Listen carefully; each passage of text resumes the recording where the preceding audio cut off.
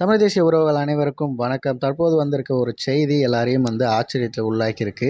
இன்னும் சொல்லப்போனால் மிகப்பெரிய ஒரு அச்சத்திலே இருக்கும் அப்படின்னு சொல்லலாம். ஜனநாயக நாடுங்கிறதுக்கு எந்த வகையான அறிகுறியும் இல்லாத ஒரு இடத்துல தான் நம்ம வாழ்ந்துக்கிட்டு இருக்கோம். நிறைய பேர் கிண்டலுக்காக ஊபியில் இந்த மாதிரி நடந்துக்கிட்டு இருக்கு, பீகாரில் இப்படி நடந்துக்கிட்டு இருக்கு, குஜராத்தில் இப்படி நடந்துகிட்ருக்குன்னு சொல்லி வடக்கர்களை கேலி செய்கிற விதமாக பண்ணிக்கிட்டு இருக்காங்க. தற்போது அதே ஆட்சி இங்கேயும் நடந்துக்கிட்டு இருக்கு அப்படிங்கிறது தான் மிகப்பெரிய வருந்தத்தக்கக்கூடிய செயலாக தான் நமக்கு இருக்குது. என்ன நடந்திருக்கு அப்படின்னு சொல்லி பார்த்தீங்கன்னா, நத்தமில் இருக்கிற நம்மளுடைய மாநில கொள்கை பரப்பு செயலாளர் இருக்கார் பார்த்தீங்களா, அவரை கைது பண்ணியிருக்காங்க. அண்ணன் சிவசங்கரன் எதிர்களை கைது பண்ணியிருக்காங்க. அதற்கான காரணம் அவங்க சொல்கிறது என்ன அப்படின்னா, இது சன் நியூஸில் போட்டிருக்க செய்தி, நம்ம உருவாக்கி பேசுகிற விஷயம் கிடையாது. நத்தத்தில் கல்குவாரி நடத்தி வரும் ராஜா என்பவரை தாக்கியது மற்றும் ஹிட்டாச்சி வாகனத்தில் தீ வைத்ததாக தொடரப்பட்ட வழக்கில் நாம் தமிழர் கட்சி மாநில கொள்கை பரப்பு செயலாளர் சிவசங்கரன் அவர்கள் கைது அப்படின்னு போட்டிருக்காங்க.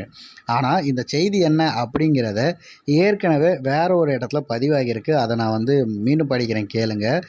நத்தம் நேரு நகர் வீட்டில் இருந்த சிவசங்கரனை ஏன் குவாரியிலிருந்து கல்லெடுக்க தடுக்கிறீங்க அப்படின்னு சொல்லி ராஜா கேள்வி கேட்டிருக்காரு.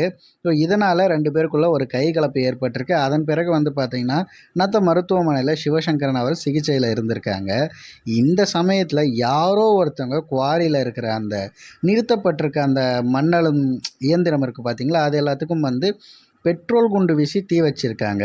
இது நத்தம் போலீஸ் இன்ஸ்பெக்டர் தங்கமுனிசாமி அப்படிங்கிறவர் விசாரிச்சிட்டு இருக்காரு. இதற்காக ராஜா கிட்டேயும் அவர் விசாரணை செய்திருக்காருங்கிறது தான் செய்தியாக வந்திருக்கு. ஆனால் இதை சன் நியூஸ் போடும்போதே நாம் தமிழர் கட்சி மீது இருக்கிற அந்த வன்மத்தை இப்படி கொட்டி தீர்த்துக்கலாம்னு சொல்லி அவங்க நேரடியாக போடுறாங்க.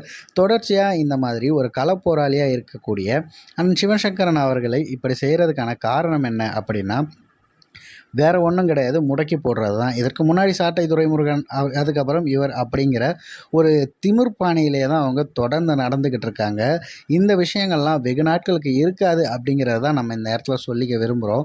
அவரை வீடு புகுந்து ஒருத்த மிரட்டுறது அடிக்கிறதுன்னு வரும்போது இதை நம்ம இறங்கி எல்லா வேலையும் பார்த்துருந்தா இப்படி ஒரு விஷயம் நடந்திருக்காது.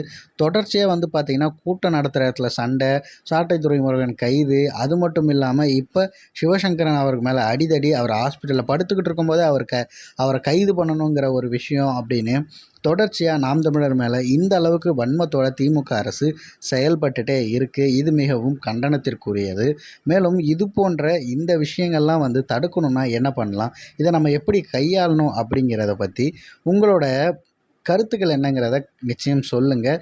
இந்த விஷயம் கண்டிப்பாக எல்லார்கிட்டையும் போய் சென்றடையும் நினைக்கிறேன். ஆனால் அதே நேரத்தில் இவர் கைதாகியிருக்காருங்கிற விஷயத்தை பெருசாக யாரும் அவ்வளோவா பரவலாக பேசலை. அவரை சீக்கிரம் ரிலீஸ் பண்ணோம் அப்படின்னா இந்த விஷயத்தை நம்ம அதிகமாக பேசினா தான் சரி பண்ண முடியும். அதனால் முடிஞ்ச அளவுக்கு இந்த செய்தியை எல்லாருக்கும் பரப்புங்க. அனைத்து தமிழ் தேசியவாதிகளும் குறிப்பாக ட்விட்டரில் இருக்கவங்க எல்லாருமே #ரிலீஸ் அப்படின்னு சொல்லிட்டு சிவசங்கரன் அவர்களோட பேரை இணைச்சி போடுங்க. இந்த விஷயம் நீங்கள் எந்த அளவுக்கு அதிகமாக்குறீங்களோ எல்லாரும் பார்க்கணும். அதற்கப்புறம் அவர்கள் உணரணும். அப்போ நம்ம அவங்களுக்கு சொல்லலாம், இது தப்பே கிடையாது நடக்கிறது. யாருக்கான ஆட்சி அப்படிங்கிறதும் ஊபிக்கும் தமிழகத்துக்கும் பெரிய வித்தியாசம் இல்லை அப்படிங்கிறதையும் அவங்க புரிஞ்சுப்பாங்க.